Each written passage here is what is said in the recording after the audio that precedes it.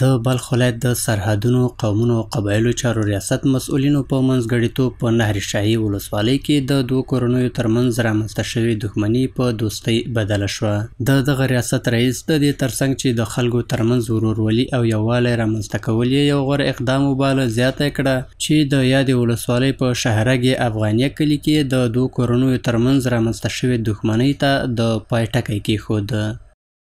مایان دو طرفی قاتل و مقتول به خاطر حل موضوع اختیار خود برای محسن سفیدانی هر یک، حاجی نعمت الله قریدار، حاجی صاحب صالح محمد دادی مولا، عبدالظاهر اختر محمد قیردار، ظریف خان محمد خان قیردار، حاجی تورگل، حاجی حسن خان، جان محمد، حاجی محمد حسین، ملا تاج محمد، امیر محمد ترکی مایان دو طرف تعهد می دهیم که از فیصله محسن سفیدان هیچ نوع خلاف ورزی نخواهم کرد.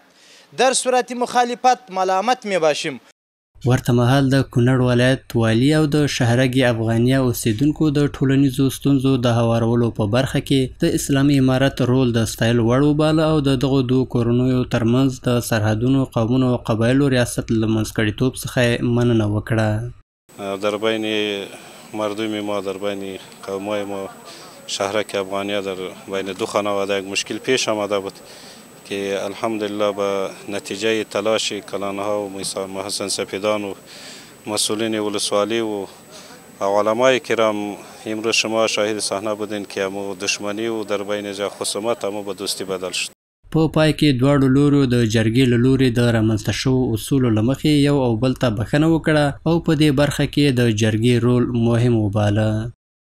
ما از خاطر بیادرای اسلام خود، از خاطر امی ولس خود، از خاطر بزرگای خود 100% کوشش میکنیم که خیر ما برای مردم برسه و خیر ما برای علما برسه و علمایی که اینجا آمده ما زیاد راضیمند هستیم.